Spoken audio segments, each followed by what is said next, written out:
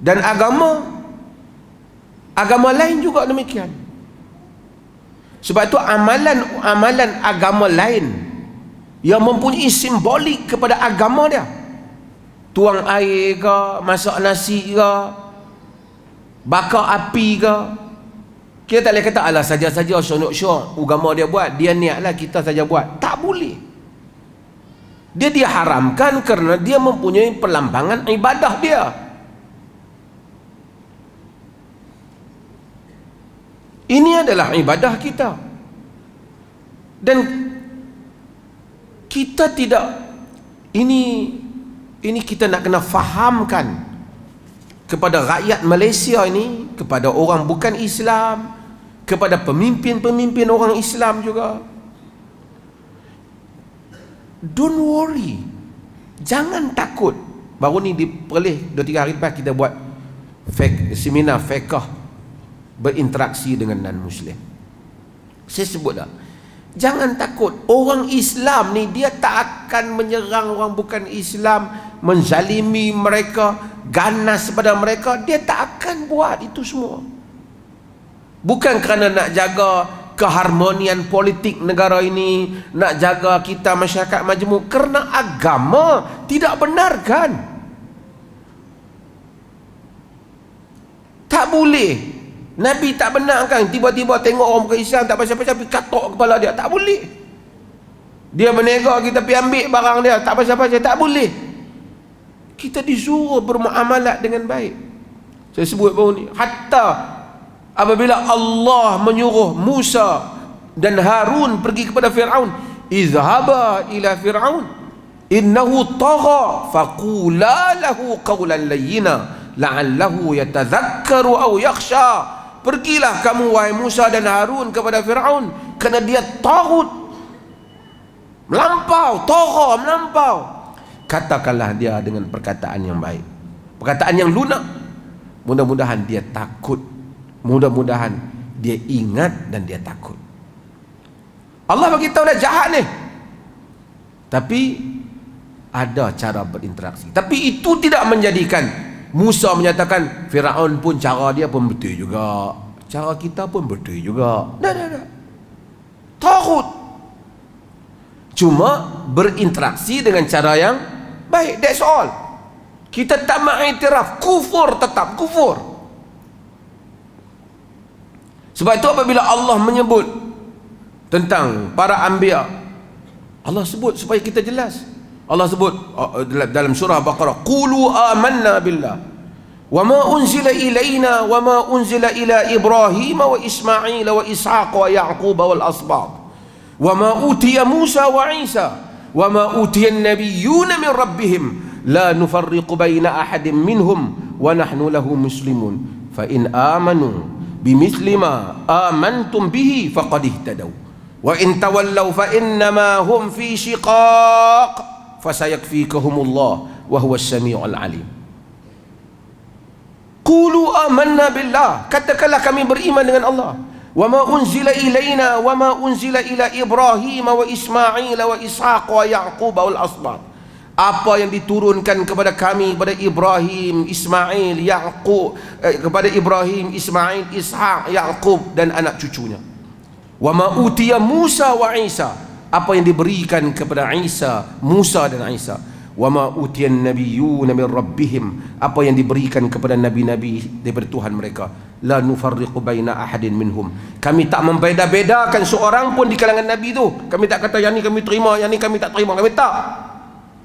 Wa nahnu lahu muslimun, kami serah diri kepada Allah. Fa in amanu bimithli ma amantum bihi faqad ihtadaw, jika mereka beriman sama seperti kamu beriman, accept all the prophets, including the prophet of our prophet Muhammad sallallahu alaihi wasallam. Fa in amanu bimithli ma amantum bi faqad ihtadaw, they are guided. Kalau mereka terima seperti mana kamu terima, mereka mendapat petunjuk. Wa in tawallau, jika mereka berpaling, fa innama hum fi shiqaq, mereka lah orang yang berada dalam perpecahan. Kita kata kamu berada dalam perpecahan, kamu tak accept Nabi kami, tapi itu tak menghalang untuk kami berurusan dengan baik. Masalahnya apabila kita berfikir untuk berurusan dengan baik ini, di dalam surah Ali Imran sekali lagi Allah sebut, cuma dalam surah Ali Imran Allah mulakan qul amanna billah wa ma unzila alaina wa ma unzila ala Ibrahim wa Ismail wa Ishaq wa Yaqub wal asbat sehingga akhir. Kemudian Allah kata apa? Allah kata apa? Setelah Allah bagi tahu hal itu, wa man yabtaghi ghairal islami dinan falan yuqbala min. Sesiapa yang mencari selain daripada Islam sebagai agama, tak diterima daripadanya. Setelah Allah buat kenyataan yang sama dengan kenyataan ayat dalam surah Al-Baqarah. Wa huwa fil akhirati minal khasirin. Di akhirat mereka termasuk di kalangan orang yang rugi. Di akhirat kamu termasuk di kalangan orang rugi. Itu keyakinan dan i'tiqad kami. Amalan kamu adalah sesat dan kufur. Tapi kami berurusan dengan kamu dengan baik. Kami jumpa kamu sakit, kami tolong. Kamu kalau kami jadi doktor, kamu datang hospital, kami dengan begitu penuh ilmu profesional kami baiki kamu. Bahkan kami boleh jampi baca ayat Quran untuk minta kamu sembuh. Ada dalam hadis. Tapi kita diberikan mafhum yang lain. Kalau kita nak jaga perpaduan yang sebenar, kita kena pergi raya dia, kena buat macam dia. Dia pun main raya kita, tak lama lagi mungkin kena sembahyang raya 2 rakaat juga, baru menunjukkan dia berpadu dengan kita. Kita pun kena pergi juga. Kalau dia henggut colok, kita pun kena buat. Kalau dia pakai benda-benda agama dia pun kita pakai. Kalau tidak, ini anti perpaduan. Ini tak ada kena mengena, itu agama dia. Ini agama kita. Yang kita disuruh bukan kalau kita tak buat apa cara agama tu berlaku perbalahan negara. Yang kita disuruh ialah menghormati hak, memberikan hak dia apabila kita bertugas, dia sebagai rakyat, kita sebagai rakyat. Menghormati, tolong menolong dalam perkara yang boleh kita tolong menolong antara satu sama lain. Tidak menzalimi dia, tidak menginayai dia. Itu yang lebih manusia perlukan. Kita tak mau satu orang main hari raya kita dia main ketupat kita dia buat, tapi hak kita dia tak benarkan. Kita tak mau. Pemimpin-pemimpin politik juga sama. Kamu kena fahamkan mafhum ini. Kalau kamu dijemput untuk dipergi, kamu bagi tahu saya sebagai pemimpin politik saya boleh pergi untuk bagi ucapan umum, tapi saya tak boleh buat upacara agama.